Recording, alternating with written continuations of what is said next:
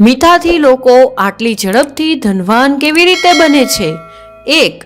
તંત્રશાસ્ત્રમાં કહેવાયું છે કે મીઠું નકારાત્મક ઉર્જાનો નાશ કરે છે અને સકારાત્મક ઉર્જાને પોતાની તરફ આકર્ષિત કરે છે. કેટલાક લોકો વશીકરણ માટે પણ મીઠાનો ખૂબ ઉપયોગ કરે છે. તંત્રશાસ્ત્ર મુજબ જો મીઠું અમુક નિયમો સાથે વાપરવામાં આવે તો તે તમને રાતોરાત ધનવાન બનાવી શકે છે. 2. જ્યોતિષશાસ્ત્ર અનુસાર મીઠું ચંદ્ર અને શુક્રનું પ્રતિનિધિ માનવામાં આવે છે. જો તમે સ્ટીલ અથવા લોખંડના વાસણમાં મીઠું રાખો છો તો તે ચંદ્ર અને શનિનું મિલન હશે. જો કે તે બહુ જ ઘાતક સાબિત થાય છે. તે રોગ અને દુઃખનું કારણ બને છે. મીઠું પ્લાસ્ટિકના કોઈ પણ પાત્રમાં ન રાખવું જોઈએ. મીઠું કાચના પાત્રમાં જ રાખવામાં આવે તો તે કોઈ ખરાબ અસર કરતું નથી. 3. જો તમને કોઈ વ્યક્તિ ગમતી નથી પછી તેનું નમક ન ખાવું જોઈએ. કોઈ પણ પાપી વ્યક્તિનું નમક ક્યારેય ન ખાવો, નહીં તો તમારું જીવન પણ તેના જેવું જ બનવા લાગશે. દરેક જગ્યાએથી મીઠું કે નમકીન નાસ્તો ન ખાવો. મજબૂરીમાં આ વાત હંમેશા ધ્યાન રાખો. દબાણમાં પણ કોઈનું મીઠું ન ખાવ. તે તમને ઘણું નુકસાન પહોંચાડી શકે છે.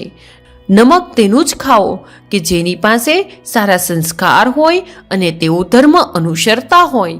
4. મીઠું અને કાચ બંને રાહુના કારક માનવામાં આવે છે. તેથી જો તમે કાચના કપમાં મીઠું ભરીને તેને ટોયલેટ અથવા બાથરૂમમાં રાખો છો તો તેમાંથી નકારાત્મક ઉર્જાનો નાશ થાય છે. કારણ કે રાહુની સૌથી વધુ ખરાબ અસર બાથરૂમમાં જ થાય છે.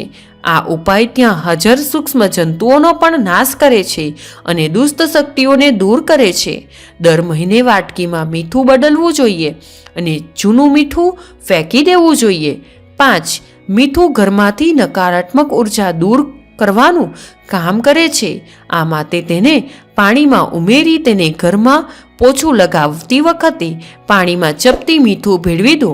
અઠવાડિયામાં 2 વાર આવું કરવાથી ઘરમાં સકારાત્મક ઉર્જા આવે છે. કહેવાય છે કે મીઠાના પાણીથી ઘરને પોછું મારવાથી જલ્દી ધન આવે છે. દેવાથી મુક્તિ મેળવવા માટે મીઠાવાળા પોછાથી ઘરને સાફ કરો.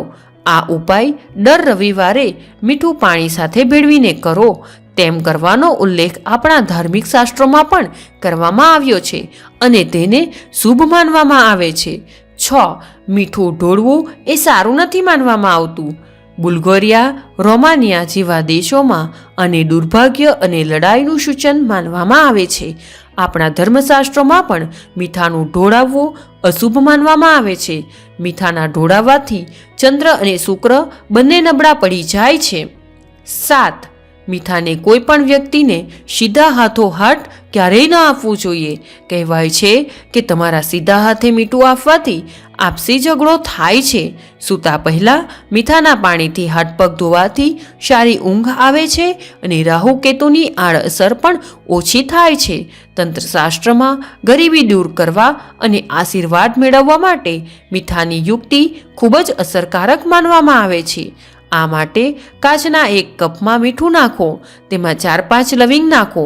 આમ કરવાથી ઘરમાં દેવી લક્ષ્મીની કૃપા જળવાઈ રહે છે અને ધન સંપત્તિ દિવસ રાત બમણી થાય છે.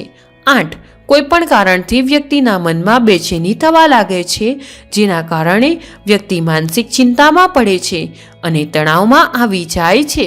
આ સ્થિતિમાં એક હાથની મુઠ્ઠીમાં મીઠું લઈને તેને પોતાની ઉપર 7 વખત ફેરવીને તેને વહેતા પાણીમાં થોડી વાર માટે વહેવા દો.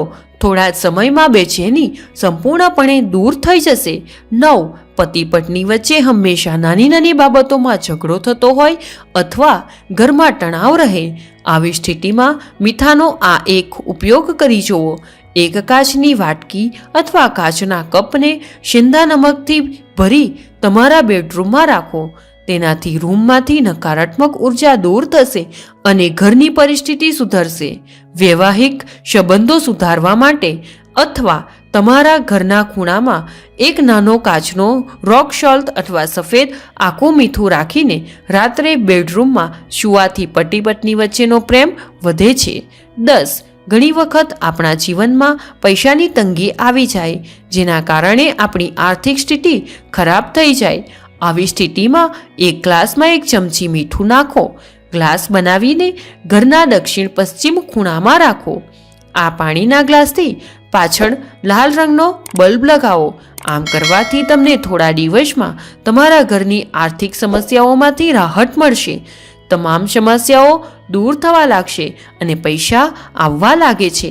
પરંતુ આ ઉપાય માટે તમારે સમયાંતરે આ પાણી બદલતું રહેવું જોઈએ અને રવિવાર અને મંગળવારે પણ આ ઉપાય કરો તો જ તમને તેનું પરિણામ મળશે.